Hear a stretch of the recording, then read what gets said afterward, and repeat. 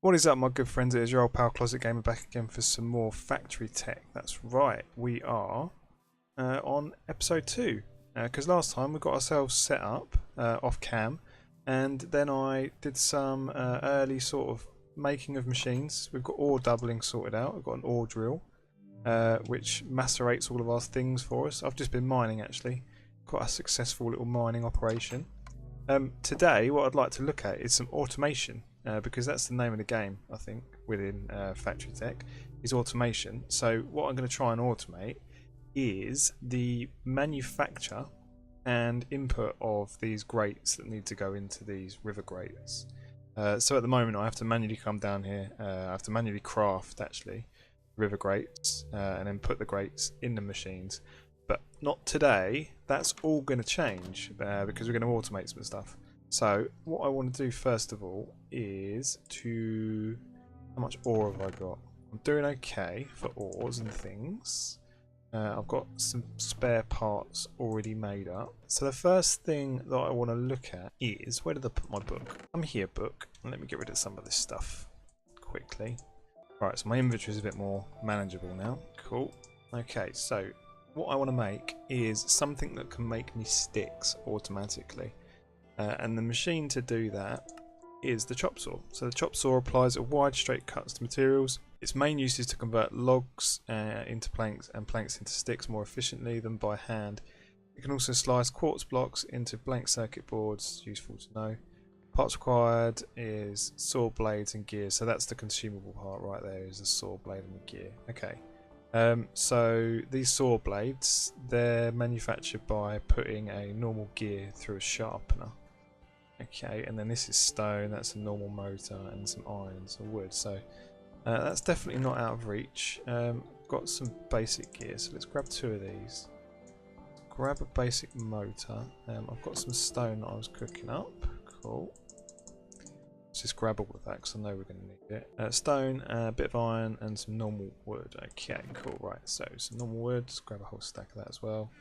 And then we might as well just grab some iron because we're going to need some more of that as well going forward. Right, cool.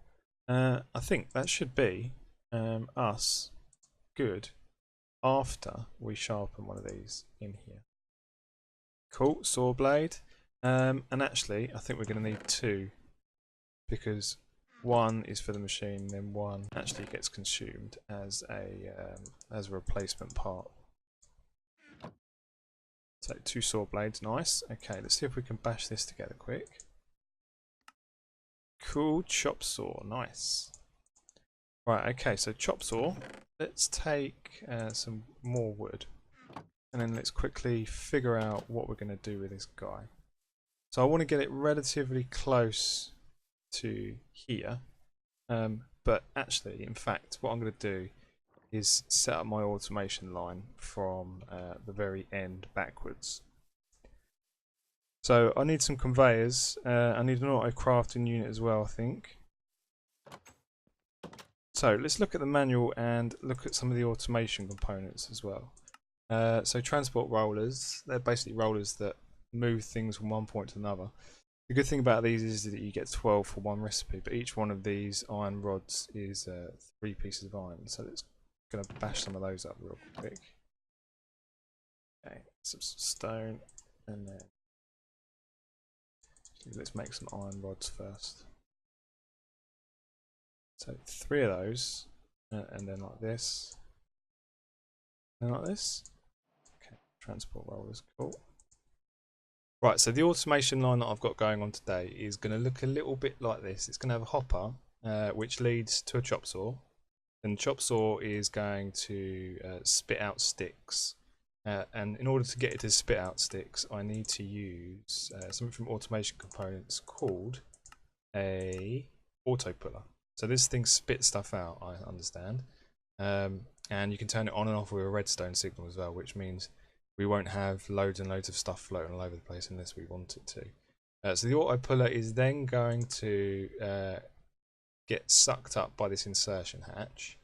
The insertion hatch should be able to suck items up out of the world and place it in an adjacent inventory. And then within machine info there is a auto crafting unit which is fairly simple, which is the piston, some copper and a crafting table. That should then turn the sticks into the filter grates that we need. Then the filter grates then get spat out again using another extraction unit. They then get placed onto some conveyors and then fed using another one of these guys, insertion hatch, into our river filters. So that's the idea anyway. I'm not quite sure if it's going to work. I've never tried it before. It sounds like it makes sense. Definitely makes sense in my head anyway. But we'll see how it goes. So I want to make 2 of these guys, which is 2 hoppers and then 2 iron. But actually that gives me 4. I mean, these recipes are pretty cheap actually. It's not too bad. But I suppose in a complex system we'll probably end up using quite a lot of those. Okay, so auto ejector, sticky piston. Just want to make 2 sticky ones. And then that should give us our 2 auto ejectors. Right, okay, cool. So auto ejectors, we also need the hopper. We've got the hopper. Then we need a chop saw. So we've got the chop saw. Then we need the insertion hatch. Cool. So finally, what we need is our auto crafting unit, which is crafting table, and followed by a piston, which we've got, and then copper ingots. So I think I've got some. Yeah, got some of those. So that should be us good to go. Excellent. Okay, cool. Right, so let's go and see if we can get this doodah to work. I mean, this is the fun part, isn't it? Right. Let's go and figure out how we can get this bloody thing set up. Right. What's in here? Sticks at the moment. Okay, so let's start with this one, shall we? So I'm going to flatten this terrain a little bit and then I'll be back. Right, okay, so it's a little bit, it's starting to get a little bit dark, but I've flattened out this terrain. We'll go off and get a sleep in a minute. But first, let's set up this insertion hatch, which goes there, I believe. And then let's get some of these transport rollers. So hopefully, I think the direction of these maybe is it goes away from you. So let's try that out. It's like chuck just some dirt on there. See, they're going like, cool, okay. Right. So now, crafting. Auto crafting unit, like that. And then maybe this one there. That looks like that should work. Okay, am I going to get mobbed by zombies? I think I am. Right, let's quickly run back and then I'll be back. Okay, cool. Brand new morning and a little bit of automation. Cool, right. So, to go into this, we need an insertion hatch again. And then we need a space. And I think we need a space because it has to pick it up from the world. It can't, for some reason, it doesn't allow it to pass straight through. Another weird thing about some of these blocks actually is they just complete normal Minecraft blocks. So I haven't got creative mode on. Look, it's taking time to do stuff. But these blocks, they just completely break like instantly. So it's really easy to accidentally break stuff. So maybe if you're watching Aria, you might want to have a little look. It'd be helpful if it didn't do that. Right, okay, so chop saw. Let's maybe put the chop saw like here. A chop saw, nice. And then auto ejector like there. So that should spit out there onto the floor, get sucked up by that one, turned into grates, spat out that one, out of there, into that one, and then into there. Right, that's the theory anyway. Okay, so just fell down a hole. Right, so this needs the saw blade. One of those, and then basic gear. So as well as figuring out how to keep these topped up with grates, we're going to have to keep these topped up with saw blades. So you can see how this is going to get quite complex. We're going to have to auto craft saw blades and auto sharpen them as well, and then also replace the stuff on our sharpener. So it's going to get, you know, ridiculously complicated. I'm going to make a switch. Got some sticks. I'm going to need some sticks anyway. Make lever.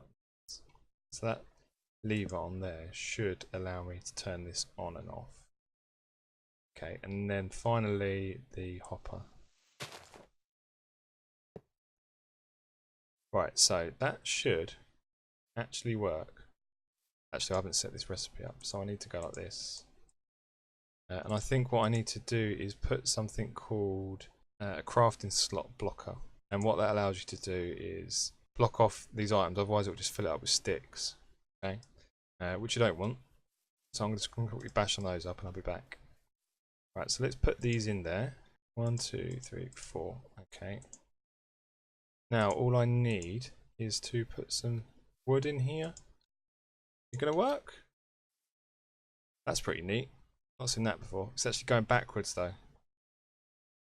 Sort of bashing the wood. Oh, did you see the sticks? The sticks flew out. Oh yes, look! It's crop. Oh, what's going on here? I think this is round the wrong way. Is it round the wrong way? Can you go in? Doesn't like it. Maybe it's this thing. Maybe it doesn't like that thing being there. Right, okay, let's put something else there. Dirt. No diversion to dirt. Transport rollers. What's the crack? My blade's broken already.